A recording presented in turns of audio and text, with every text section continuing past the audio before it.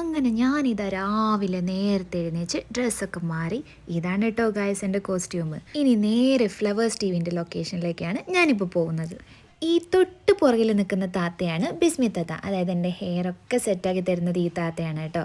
അപ്പോൾ ഇപ്പോൾ ഈ കാണുന്ന വീഡിയോ എന്താ വെച്ചിട്ടുണ്ടെങ്കിൽ പുള്ളിക്കാരി എൻ്റെ അടുത്ത് പ്രത്യേകം പറഞ്ഞിരുന്നു വീഡിയോ എടുക്കുമ്പോൾ പറയണം എൻ്റെ ഹെയറൊക്കെ ഒന്ന് സെറ്റാക്കാനാണെന്ന്. ഹാ, സത്യം പറഞ്ഞാൽ പുള്ളിക്കാരിനോട് സംസാരിച്ചുകൊണ്ടിരിക്കുന്ന സമയത്ത് സമയം പോകണതേ അറിയില്ല.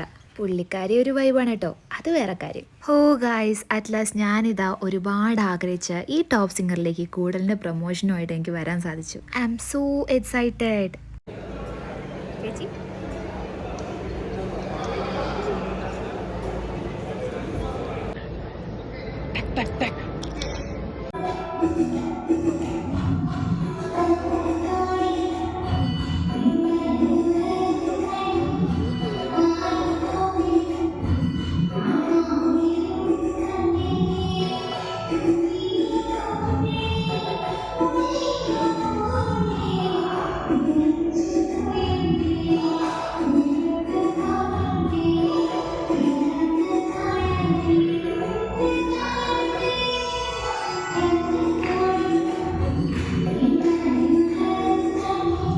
അയ്യോ, അങ്ങനെ ഇതാ ഷൂട്ടൊക്കെ കഴിഞ്ഞു. It was very great experience.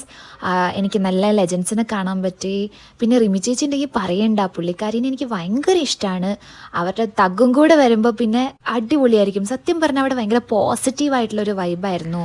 അതേപോലെ തന്നെ ഒരുപാട് കുട്ടികളുടെ പാട്ടൊക്കെ കേൾക്കാൻ സാധിച്ചു. പിന്നെ ബിബിൻ ചേട്ടനും മെറീന ചേച്ചിയും ഞാനുമായിരുന്നു ഇന്ന് ഫ്ലവേഴ്സ് ടിവിയിലേക്ക് ഈ പ്രൊമോഷൻ്റെ ഭാഗമായിട്ട് വന്നത്. പിന്നെ ഞാനും എൻ്റെ പാപ്പ ഇതാ നേരെ റൂമിലേക്ക് പോകുന്നു, ഡ്രസ്സ് മാറുന്നു, ഇനി നേരെ വീട്ടിലേക്ക്.